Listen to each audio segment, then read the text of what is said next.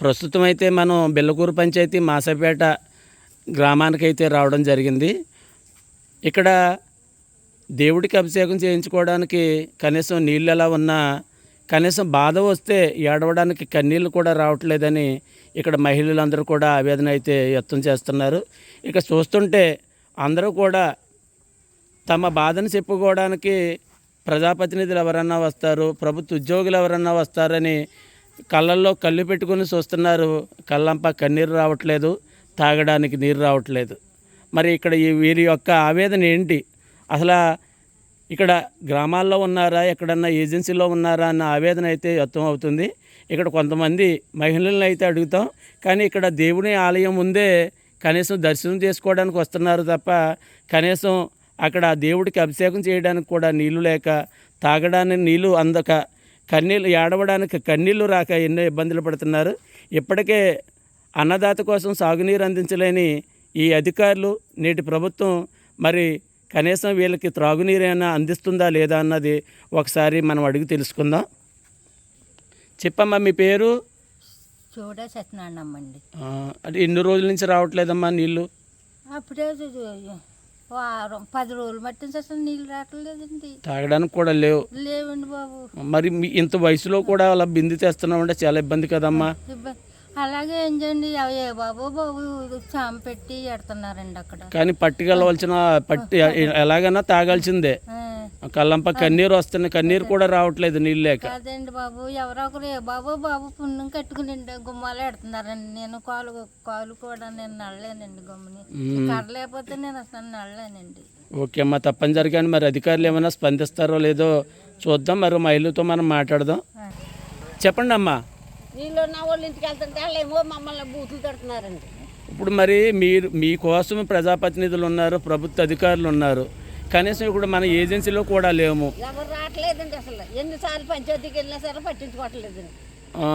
ఇప్పుడు ఓటైతే అడిగితే వస్తున్నారండి, మమ్మల్ని ఎవరో పట్టించుకోవట్లేదండి.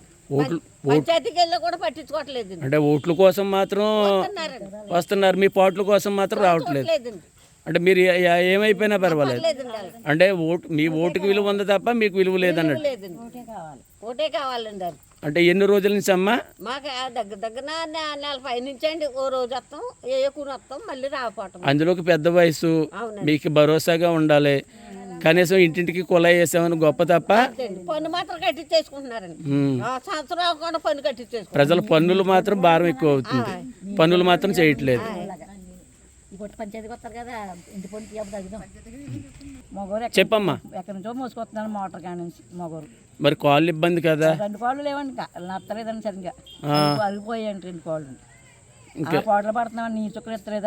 ఎలా 23 రోజుల నుంచి ఒక్క లెక్క నీరే రావట్లేదు మాకు. కన్నాను మాకనే అసలు నీరు చుక్కే రావట్లేదండి మాకు. పైపులు రావట్లేదు, మోటార్లు ఉన్నాయి, మోటార్ రావట్లేదు మాకు. ఏడుస్తే కన్నీళ్ళు రావట్లేదు, తాగడానికి నీళ్ళు రావట్లేదు. బాబు నా పేరు లక్ష్మి అండి. మాకు కన్న అయింది మా ఇల్లు, అసలు నీళ్ళు లేవు, వండుకోవటానికి కూడా నీళ్ళు లేవండి మాకు.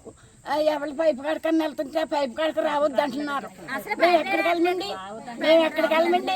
ఎక్కడికి వెళ్ళి తెచ్చుకోం మేము.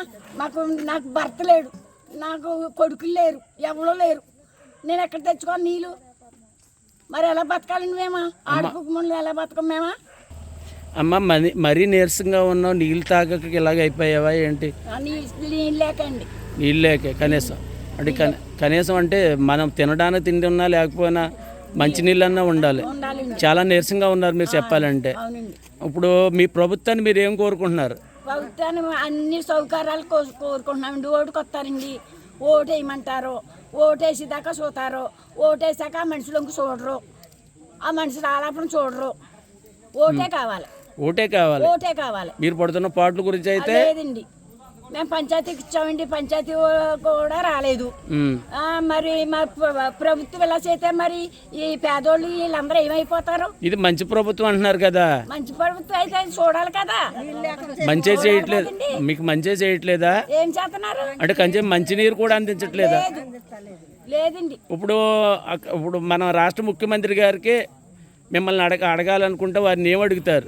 ఏమడుగుతాము? మాకు సౌకర్యం కావాలి, మీకు ఓటు కావాలంటే మాకు సౌకర్యం చూడాలి, మాకు అన్నిటికన్నీ అమలు పరచాలి, మాకు నీళ్ళు కావాలి, అన్నీ కావాలి, ఆహారం కావాలి. ఇప్పుడు కోట బియ్యం ఇస్తున్నారు, దాంట్లోకి ఎంత ఎంత ఎంత అయితే మేము మాకు పసి ఇచ్చారండి ముఖ్యమంత్రి. మాకు నీళ్ళు కూడా సౌకర్యం లేదండి. మేము ఎలా బ్రతకాలో మరి ప్రభుత్వం ఏం చెప్తుందో చెప్పాలండి ఈ మహిళకి. ఓకే.